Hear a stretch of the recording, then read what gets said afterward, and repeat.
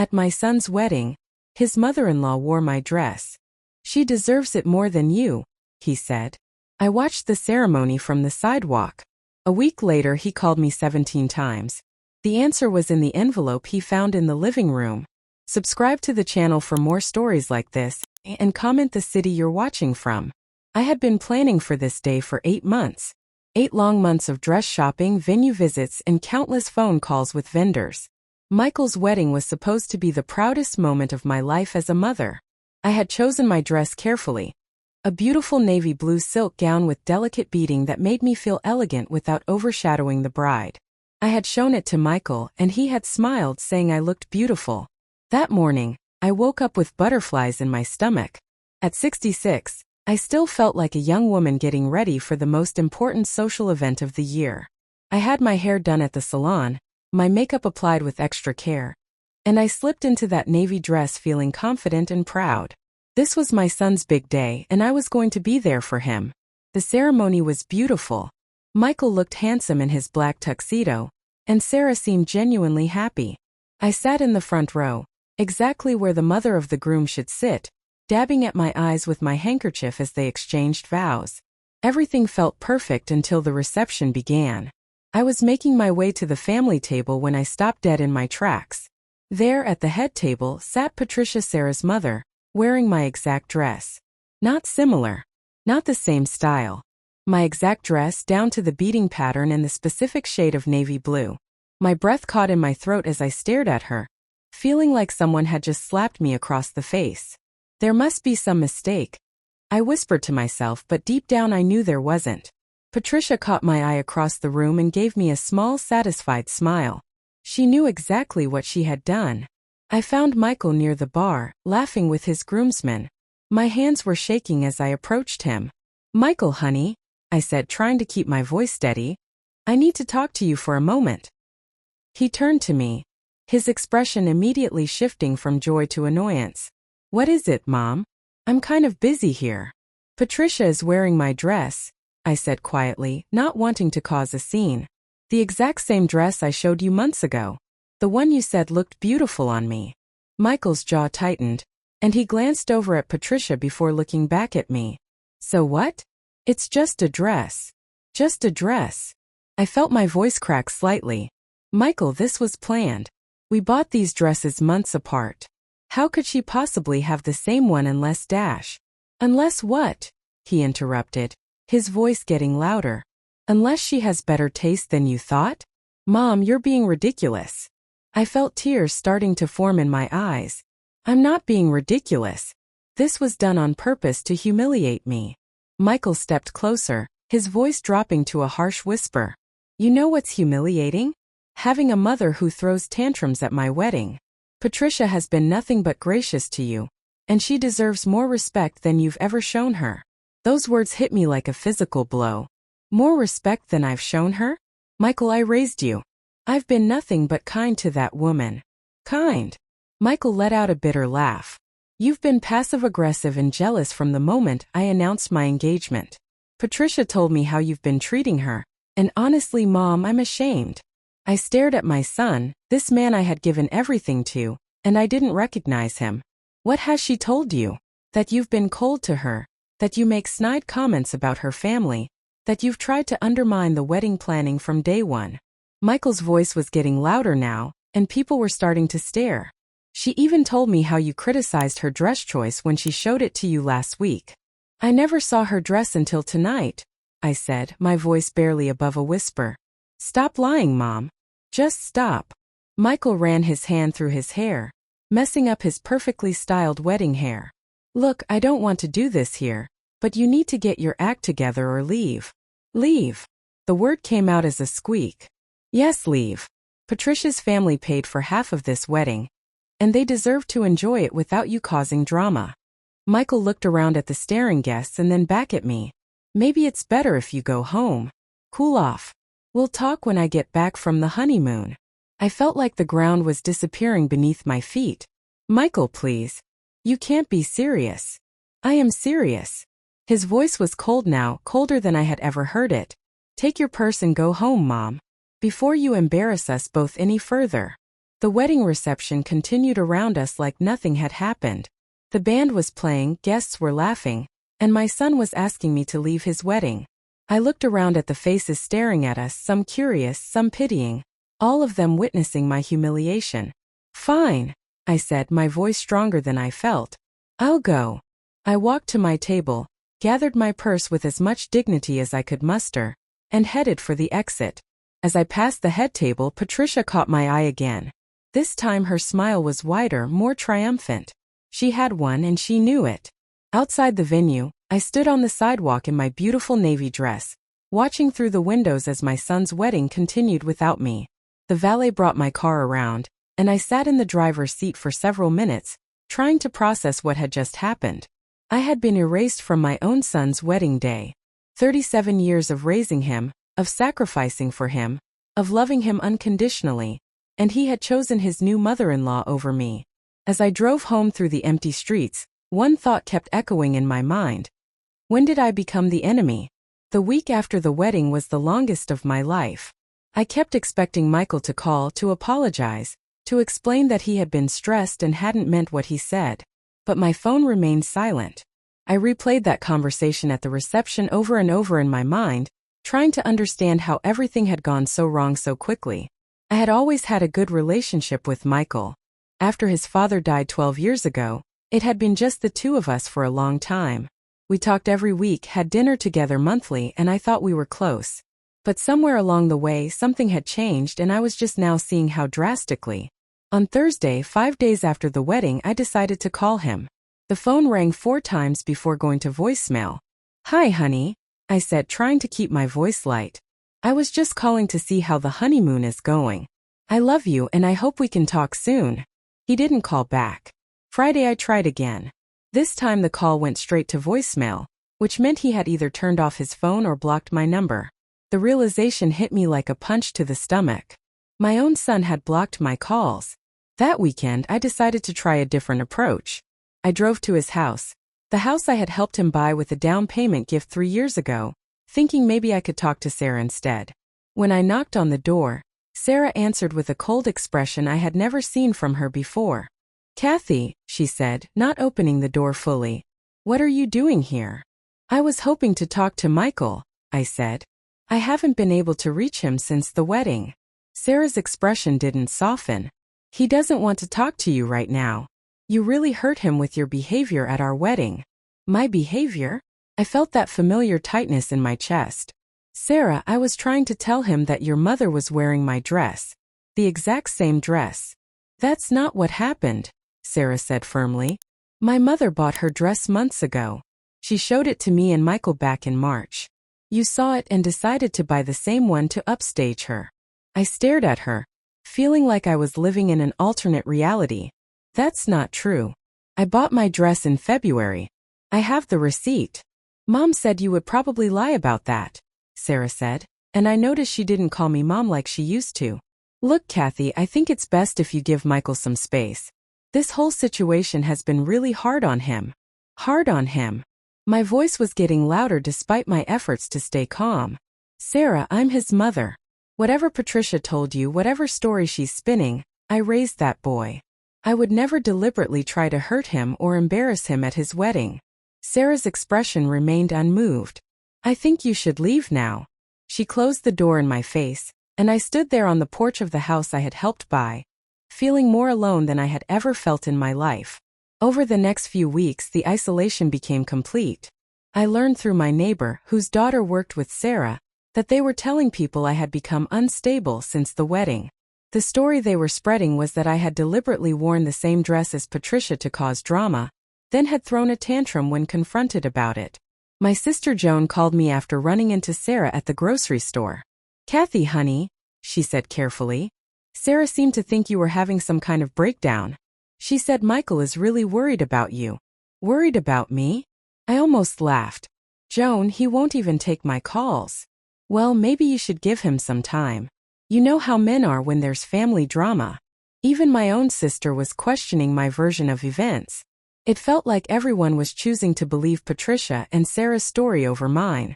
I was being painted as the unstable, jealous mother who couldn't let go of her son. The worst part was the silence. For 37 years, Michael had been a constant presence in my life. Now suddenly there was nothing. No weekly phone calls, no text messages asking about my day, no dinner plans. It was like he had erased me from his life completely. I started to doubt myself. Had I imagined the whole thing? Had I somehow confused the timeline of when I bought my dress? But then I would look at the receipt, dated February 14th, and remember exactly how excited I had been to find such a perfect dress for my son's wedding. 3 months passed without a single word from Michael. I celebrated my 67th birthday alone, something that hadn't happened since before he was born. I kept thinking surely he would remember, surely he would call, but the day came and went in silence. That's when I realized that this wasn't a temporary fight or a misunderstanding that would blow over. This was my new reality. My son had chosen his new family over me, and there was apparently nothing I could do about it. Little did I know, everything was about to change in ways I never could have imagined. For months after the wedding, I found myself doing something I hadn't done in years, going through old boxes in my attic. The isolation had become so overwhelming that I needed a project, something to keep my hands busy and my mind occupied. I had decided to finally organize all the family photos and documents that had been collecting dust up there for decades. It was a painful process. Every photo of Michael as a child, every school report card I had saved, every Mother's Day card he had made me. They all felt like evidence of a relationship that no longer existed. I found myself crying over a picture of him at age 7, gap-toothed and grinning, holding up a drawing he had made of the two of us. "Me and Mom," it said in his crooked handwriting. I was deep in a box of old tax returns and legal documents when I came across something that made me stop. It was a letter from a law firm in Seattle dated 3 years ago, addressed to me. I remembered receiving it but had completely forgotten about it in the chaos of Michael's engagement announcement that same week. The letter was from Morrison, Blake and Associates, informing me that my great-aunt Helen had passed away, and that I was mentioned in her will. Aunt Helen had been my grandmother's sister, a woman I had met maybe 5 times in my entire life. She had been somewhat of a family mystery, never married, lived alone in a big house in Seattle, and kept to herself. The letter said I should contact them to discuss my inheritance, but I remembered being so caught up in wedding planning that I had set it aside and forgotten about it. My hands were shaking as I reached for my phone. It was probably too late now, 3 years later, but something compelled me to call the number on the letterhead. Morrison, Blake and Associates, a receptionist answered. "Hello, my name is Cathy Morrison. I received a letter from your firm 3 years ago about my great-aunt Helen's will, and I'm embarrassed to say I never followed up." There was a pause, then the sound of typing. "Let me transfer you to Mr. Blake. He handled Mrs. Whitmore's estate." A few moments later, a kind voice came on the line. "Mrs. Morrison, I've been wondering when we might hear from you. Your aunt left very specific instructions about her estate. I'm so sorry I never called back. It was during my son's engagement, and I just got overwhelmed with wedding planning. Not to worry. The estate has been in trust, waiting for you to claim it. Mrs. Whitmore was very clear that you were to receive everything upon her death, but only when you were ready to receive it." I frowned. "When I was ready? What does that mean?" Mr. Blake's voice took on a more serious tone. "Your aunt was quite specific about this. She said you would know when the time was right to claim your inheritance. She believed you might need to distance yourself from certain family members before you could truly appreciate what she was leaving you." A chill ran down my spine. "Mr. Blake, how much money are we talking about?" "Mrs. Morrison, your aunt left you her entire estate. The house, her investments, her savings, everything. The total value is approximately $11 million. The phone slipped from my hand and clattered to the attic floor. $11 million. I sat there in the dusty attic, surrounded by boxes of memories, trying to process what I had just heard. Aunt Helen, this woman I barely knew, had left me $11 million. I picked up the phone with trembling fingers. "Mr. Blake, are you still there?" "Yes, I'm here." "I know it's a lot to take in." "Why me?" I barely knew her. There was a pause before he answered. "She left a letter for you. Would you like me to read it?" "Yes, please." I heard the rustling of papers, then Mr. Blake's voice again, reading what would become the most important words I had ever heard. "Dear Cathy, if you are hearing this letter, It means I have passed away and you have finally reached out about your inheritance. I chose you not because we were close but because I watched you from afar for many years. I saw how you sacrificed for your family, how you gave and gave without expecting anything in return. I also saw how they took you for granted. I lived alone for 78 years because I learned early that family doesn't always mean love, and love doesn't always mean family. I want you to have the freedom I never gave myself, the freedom to choose who deserves your love and generosity. Use this money wisely, dear girl. Use it to build a life surrounded by people who truly value you. I suspect by the time you receive this, you will have learned some hard truths about the people closest to you. Trust your instincts. You are stronger than you know, and you deserve better than you've been accepting. Mr. Blake finished reading, and I sat in silence, tears streaming down my face.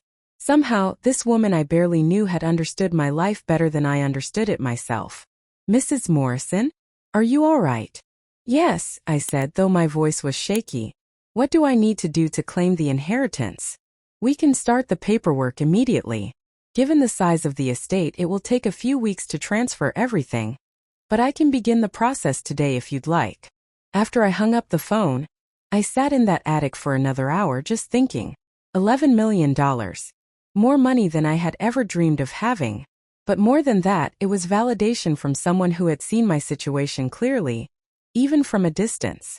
I thought about Michael, about how he had been unusually attentive in the months leading up to his engagement.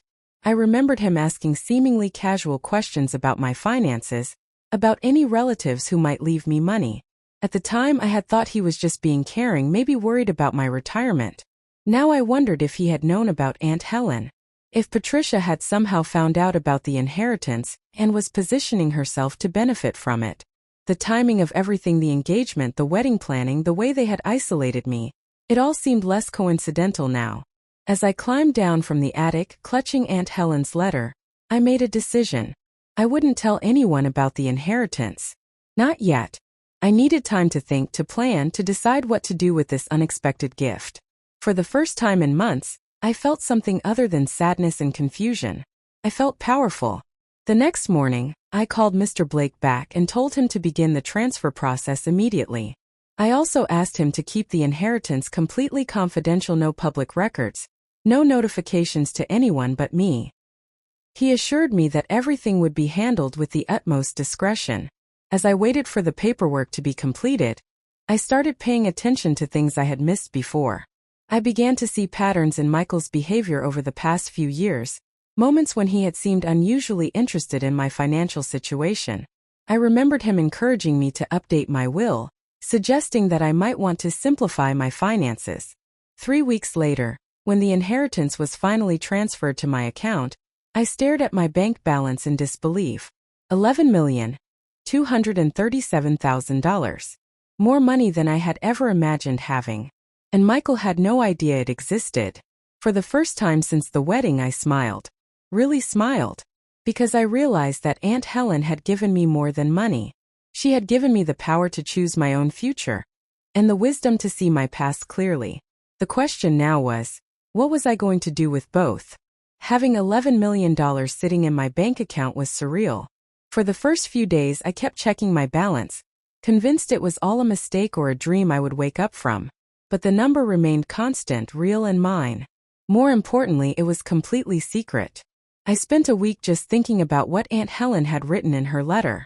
She had seen something I was only now beginning to understand, that I had been giving pieces of myself away for so long that I had forgotten what it felt like to put myself first.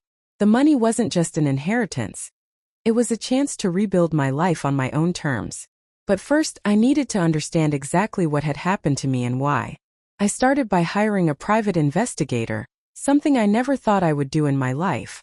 His name was David Chan, and he came highly recommended by Mr. Blake. I met him at a small coffee shop downtown, feeling both foolish and determined. I need to know if my son knew about my inheritance before I did. I told him, sliding a folder across the table with Michael's information. David was professional and didn't ask unnecessary questions. Within 2 weeks, he had uncovered information that made my blood run cold. Michael had indeed known about Aunt Helen's will. He had hired his own investigator 3 years ago to look into my family's assets after hearing rumors from a distant cousin about Helen's wealth. The report David showed me included copies of emails between Michael and Patricia from 18 months ago. Reading them felt like watching my life from the outside, seeing how I had been manipulated without even realizing it. "We need to be strategic about this," Patricia had written. "The old woman is loaded, but she's unpredictable. If Cathy gets too comfortable in our family, Helen might change her mind about the inheritance. We need to create some distance, but it has to look like Cathy's fault." Michael's response was even worse. "Mom's always been needy anyway. It won't be hard to make her look unstable. Sarah's already noticed how she hovers. We just need to give her enough rope to hang herself." I sat in that coffee shop, reading about my own son's plan to isolate me, and felt something inside me die. Not just die, transform. The woman who had spent 67 years trying to be the perfect mother, the perfect daughter, the perfect person for everyone else was gone. In her place was someone I didn't recognize yet, but someone who was done being anyone's victim. David's investigation revealed even more disturbing details. Patricia had specifically chosen that navy dress after seeing mine at the bridal shop. She had befriended one of the saleswomen and gotten a description of exactly what I had purchased.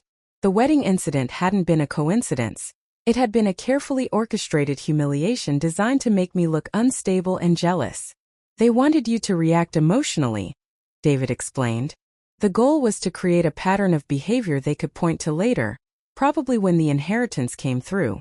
They needed to establish that you were mentally unfit or emotionally manipulative. And if I had inherited the money while still being close to Michael, your son would have expected a significant portion of it, if not all of it eventually. By isolating you first, they could later claim you were withholding money out of spite or mental instability." The cruelty of it took my breath away. My own son had planned to destroy my relationships and my reputation just to ensure access to money I hadn't even known existed. But there was one detail they hadn't counted on. I had inherited the money during our estrangement, and they had no idea it had happened. Over the next few weeks, I began to formulate my own plan. It started with small changes that no one would notice. I moved my inheritance into multiple accounts, ensuring that the money was completely secure and untraceable. I consulted with 3 different attorneys about estate planning, not because I needed their advice, but because I wanted to understand all my options. I also did something I had never done before. I started living for myself. I bought new clothes. Not practical budget-conscious clothes, but beautiful things that made me feel elegant. I joined a country club, took art classes, and started traveling. Nothing extravagant yet, but enough to begin rebuilding my sense of self. The isolation that had felt so devastating 4 months ago now felt like a gift. I was discovering who I was when I wasn't constantly trying to please other people. I was stronger than I had realized, more independent than I had ever been allowed to be. 6 weeks after receiving the inheritance, I got my first sign that Michael was starting to suspect something had changed. My neighbor mentioned seeing him drive by my house slowly several times, as if he was checking on me. A few days later, I received my first communication from him since the wedding, a text message. "Mom, I heard you joined Riverside Country Club. That seems expensive. Are you doing okay financially?" I stared at the message for a long time before responding with a simple, "I'm fine." He texted back immediately, "We should talk soon. I've been thinking about you." I didn't respond to that one. Let him wonder. 2 days later, another text. "Sarah and I would like to take you to dinner this weekend. We miss you." The sudden change in tone was almost amusing. After 5 months of complete silence, now they missed me? I knew exactly what had prompted this sudden interest in my well-being. Word was getting around our small community that I was spending money, living well, appearing happy and stable. This didn't fit their narrative of the unstable, isolated mother they had created. I waited 3 days before responding. "Thank you, but I have plans." It was true. I had started volunteering at a local animal shelter, something I had always wanted to do but never had time for when I was constantly catering to Michael's needs. I was also taking a photography class and had made plans to visit my sister Joan for the weekend. For the first time in my adult life, my calendar was full of things I wanted to do, not things I felt obligated to do. Michael's texts became more frequent and more urgent over the following week. He called twice, but I let both calls go to voicemail. In the messages, his voice had a tone I had never heard before: uncertainty, almost desperation. Mom, I know things got complicated after the wedding, but we're family. We need to work this out. Please call me back. The second message was shorter. Mom, I'm worried about you. People are saying you seem different. Are you sure everything is okay? I saved both messages but didn't respond. I wanted to see how far this would go, how much his concern would escalate as he realized he was losing control of the situation.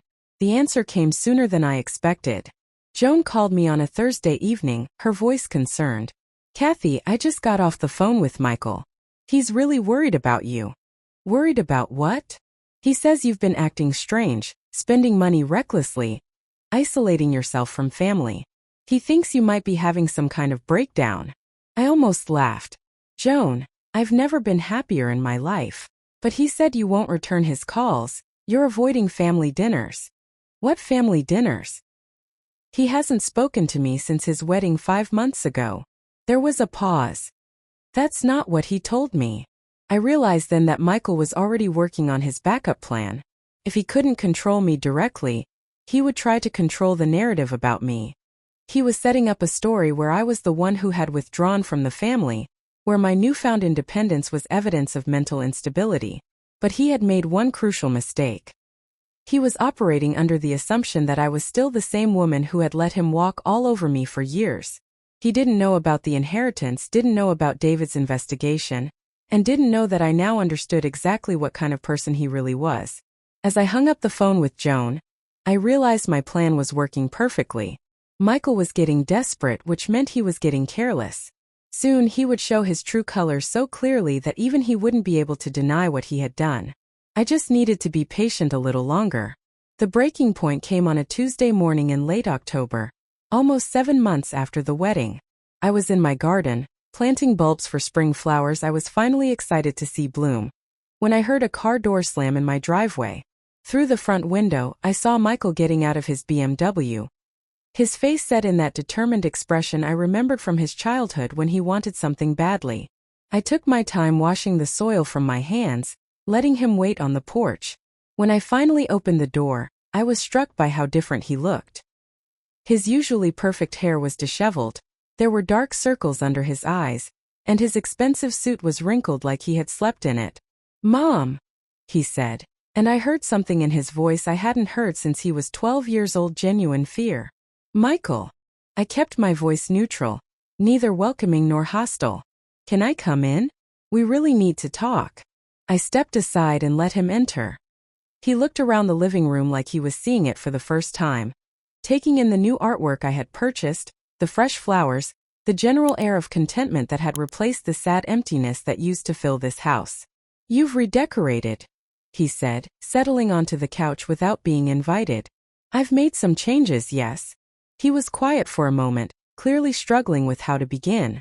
Finally, he looked up at me with those blue eyes that used to melt my heart whenever he was in trouble. "Mom, I owe you an apology. A big one." I sat down in the chair across from him, keeping my expression carefully blank. "For what?" "For the wedding. For everything that happened. I was stressed and I handled it badly." He ran his hands through his hair. "Sarah and I have been talking and we realize we might have misunderstood some things." "Misunderstood?" "About the dress situation. Patricia now admits she might have seen your dress at the store and forgotten about it when she bought hers. It was an honest mistake that got blown out of proportion." I almost smiled at how carefully he was choosing his words. No direct admission of wrongdoing, just a vague acknowledgement that mistakes might have been made by other people. "And what about you telling me to leave your wedding? Was that also a misunderstanding?" Michael's jaw tightened slightly. "I was protecting Sarah. It was our wedding day and things were getting tense. I thought it was better to defuse the situation by humiliating your mother in front of everyone we know. That wasn't my intention." He leaned forward, reaching for my hand, but I pulled it back. "Mom, you're my mother. You raised me. I love you and I hate that we've been apart like this." There it was, the manipulation tactic that had worked on me for 37 years. Appeal to the mother-son bond, Make me feel guilty for being hurt. Convince me that love meant accepting poor treatment. If you love me so much, why haven't you called in 7 months? I was giving you space. Everyone said you were angry and needed time to cool down. Everyone said. I repeated his words slowly. Who is everyone, Michael? He shifted uncomfortably. Sarah, Patricia, some of our friends who were at the wedding. They thought maybe you needed time to adjust to the new family dynamic. The new family dynamic where I'm no longer welcome at family events? That's not what this is about. His mask was slipping now, frustration bleeding through the careful contrition. Mom, you've been acting strange lately. People are talking. What are people saying? That you've been spending money recklessly, joining expensive clubs. Acting like you've come into money somehow. He was watching my face carefully as he said this. Joan is worried about you. She thinks you might be having some kind of manic episode. And there it was. The real reason for his visit. Someone had told him about my new lifestyle. And he was fishing for information about my finances. I'm 67 years old, Michael. If I want to spend my retirement savings on things that make me happy, that's my choice. Of course it is, he said quickly. I just want to make sure you're being smart about it. You know, I've always been good with investments. Maybe I could help you manage your money better. Make sure it lasts. The audacity of it took my breath away. 7 months of silence, and now he wanted to manage my money. I don't need your help with my finances. Mom, I'm not trying to control you. I'm trying to look out for you. His voice was getting higher, more desperate. You're living all alone in this big house, spending money on art classes and country clubs instead of planning for your future. What if something happens to you? What if you get sick and need care? Then I'll handle it. How? With what money? Mom, be realistic. You can't keep living like you're wealthy when you're not. I stared at him, this man I had raised, who was sitting in my living room telling me I wasn't wealthy enough to live the life I was living. The irony was almost too much to bear. I think you should leave now. What? No, Mom, we're not done talking. He stood up, panic flashing across his face. Look, I know I screwed up at the wedding, okay? I know I hurt you. But we're family. We can work through this. Are we family, Michael? Because family members don't abandon each other for 7 months without a word. I wasn't abandoning you. I was. He struggled for words. I was trying to establish boundaries. Sarah needed to know that she came first now. That's how marriage works. And where did that leave me? You're my mother. You'll always be important to me. Important enough to return my calls? Yes. From now on, yes. Mom, I want us to be close again. I want you to be part of our lives, part of our family. Whose family? Yours and Sarah's, or yours and Patricia's? His face flushed red. That's not fair. Isn't it?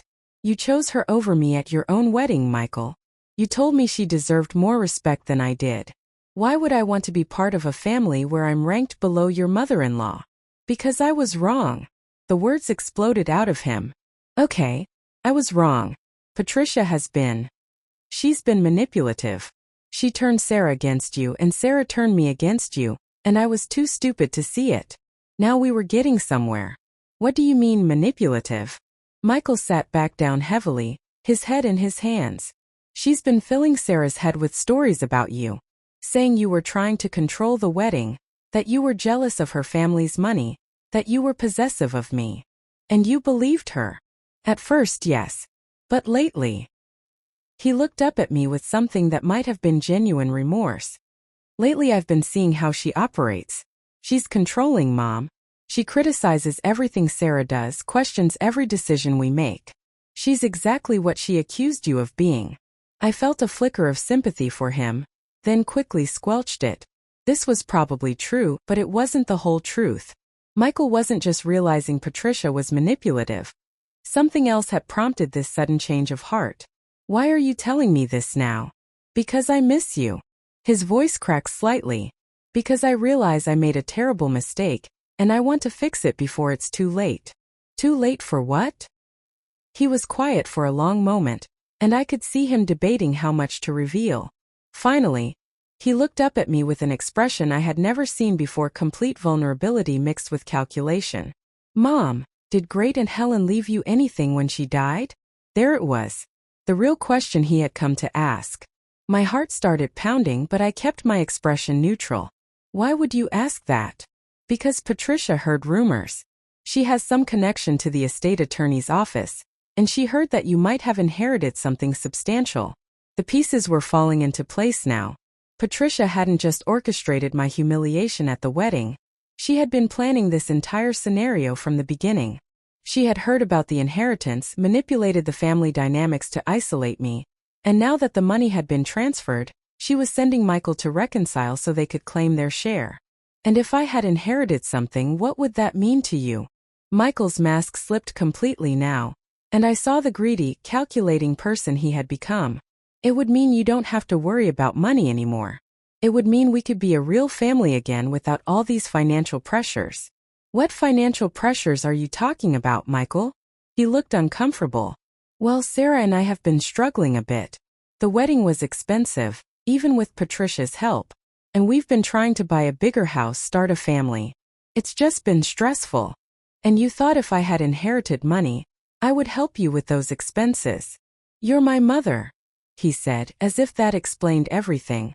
If you came into money, of course you'd want to help your son succeed. I stood up slowly, feeling a calm clarity wash over me. Michael, I want you to listen very carefully to what I'm about to tell you. He looked up at me expectantly, hope flickering in his eyes. You and Sarah and Patricia made a choice 7 months ago. You chose to humiliate me, isolate me, and cut me out of your lives. You made that choice when you thought I had nothing to offer you except emotional neediness. Mom, that's not dash. I'm not finished. My voice was steel now. Now you think I might have money, so suddenly you miss me. Suddenly Patricia was manipulative and you were wrong and you want to be a family again. Do you have any idea how insulting that is? Michael's face was turning red. That's not why I'm here. Isn't it? If you had never heard those rumors about an inheritance, would you be sitting in my living room right now? He didn't answer, which was answer enough. I think you should leave now. Mom, please. Just tell me. Did Aunt Helen leave you money or not? The desperation in his voice was almost pitiful. I looked at this man who had once been my sweet little boy, who I had sacrificed everything for, who had grown up to be someone willing to destroy his own mother for money he thought he deserved. Goodbye, Michael. This isn't over, he said as he headed for the door. We're going to figure this out, with or without your cooperation. After he left, I sat in my quiet living room and smiled. Let him try to figure it out. He had no idea what he was up against now. The phone started ringing an hour later. 17 calls over the course of the evening, all from Michael. I didn't answer a single one. The next morning I found an envelope that had been slipped under my door sometime during the night. Inside was a handwritten note from Sarah. Cathy, please reconsider. Michael is beside himself. Whatever happened between us, we're still family. Don't let money destroy what we have. Money destroy what we have. As if we had ever had anything real to begin with. I was done being their victim. It was time for them to learn exactly what they had lost when they chose greed over love. 3 days after Michael's desperate visit, I made the most important decision of my life. I called Mr. Blake and told him I was ready to execute the final part of my plan. Are you certain about this, Mrs. Morrison? He asked. Once these documents are filed, there's no changing your mind. I'm absolutely certain. That afternoon I drove to my bank and made several transfers. Then I visited 3 different charitable organizations, the animal shelter where I had been volunteering, a literacy program for disadvantaged children, and a foundation that helped elderly people who had been abandoned by their families. By the end of the day, I had donated $10 million of my inheritance to causes that actually mattered to me. The remaining $1 million would be more than enough for me to live comfortably for the rest of my life, but more importantly, it represented my freedom from ever being manipulated for money again. That evening, I sat down at my kitchen table and wrote a letter.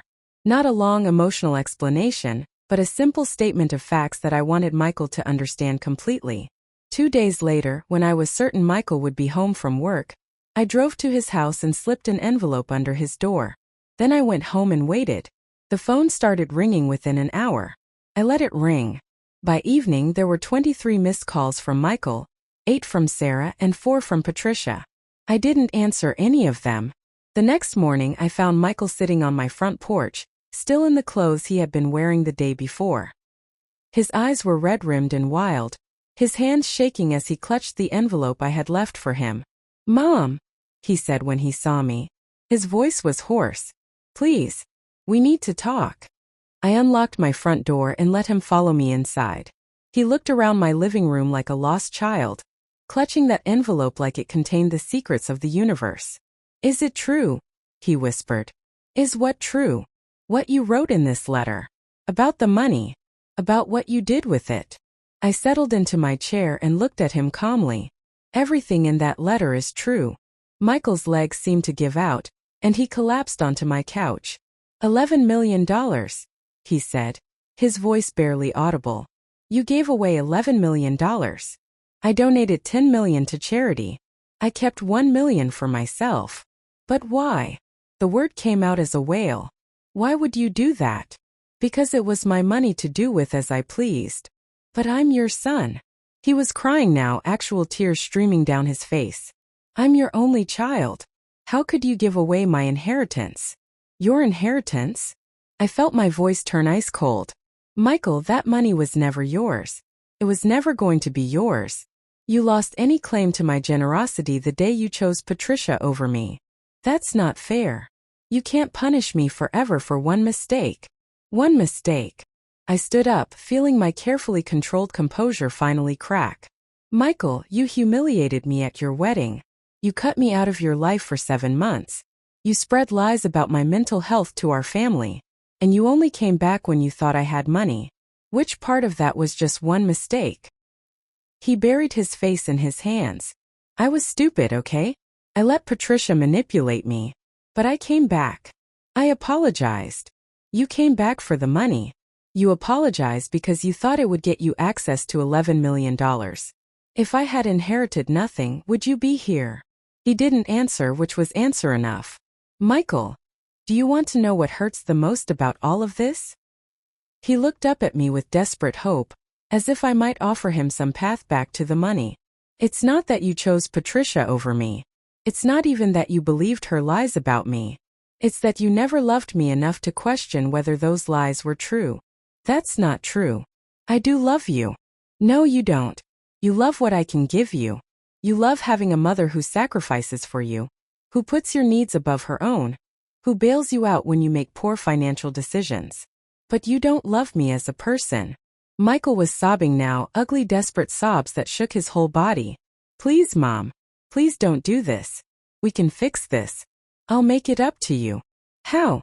What could you possibly do to make up for what you've put me through?" "Anything. I'll do anything. I'll cut Patricia out of our lives completely. I'll tell everyone the truth about what happened at the wedding. I'll spend the rest of my life making this right." I looked at this broken man on my couch and I felt nothing. No sympathy, no maternal instinct to comfort him. No desire to fix his pain. He had killed those feelings in me when he chose cruelty over love. "Michael, even if I believed you meant that, which I don't, it wouldn't matter. The money is gone. I've already donated it.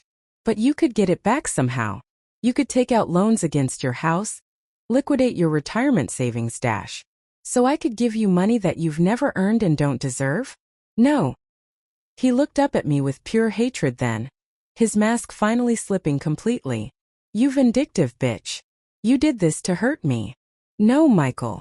I did this to free myself." "Free yourself from what?" "From you. From your expectations, your manipulations, your conditional love. For 37 years, I've been trying to earn your affection by giving you everything you wanted. It never worked because you don't actually want to love me. You want to own me." "That's not true." "Then explain to me why you're angrier about the money than you are about losing me." He opened his mouth to argue, then closed it. We both knew I was right. "I want you to leave now," I said quietly. "Mom, please dash. Don't call me Mom. You lost the right to call me that when you decided Patricia deserved more respect than I did." Michael stood up slowly, his face cycling through emotions: anger, desperation, calculation, and finally cold acceptance. "You're going to regret this," he said. "When you're old and sick and dying alone, You're going to remember this moment and regret it. Maybe. But I'd rather die alone with my dignity than live surrounded by people who only pretend to love me. After he left, I sat in my quiet house and felt something I hadn't experienced in months: complete peace.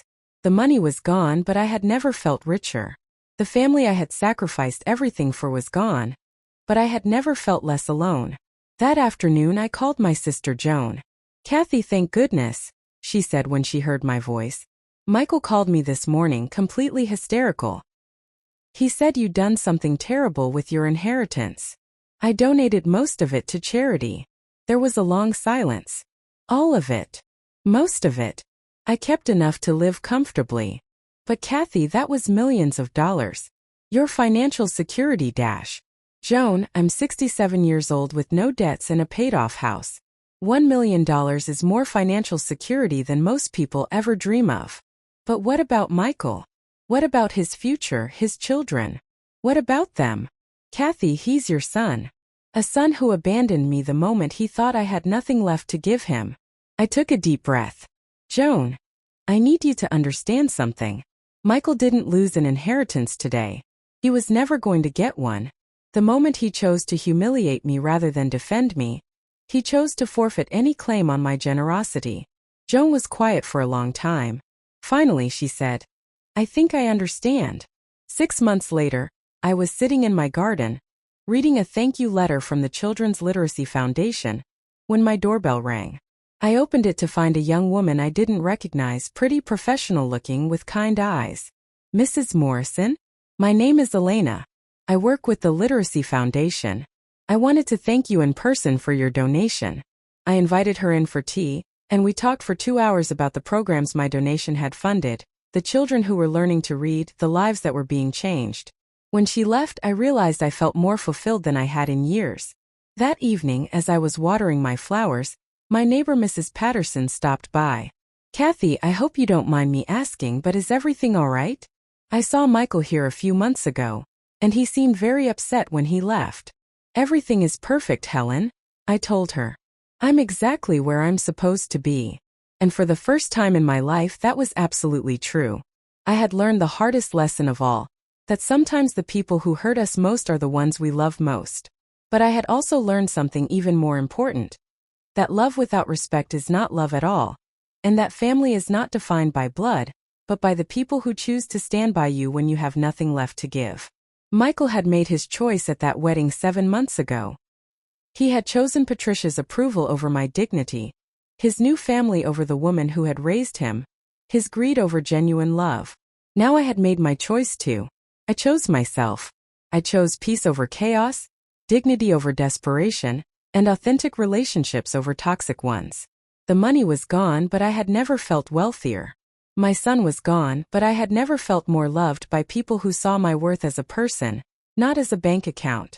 Some people might say I was cruel, that I should have forgiven him and given him another chance. But those people had never stood on a sidewalk in their wedding dress, watching their own child choose strangers over the woman who had sacrificed everything for him. I had given Michael 37 years of chances. Now it was time to give myself the rest of my life. And as I sat in my peaceful home, surrounded by thank you letters from charities and photos from my new travels and friendships, I knew I had made the right choice.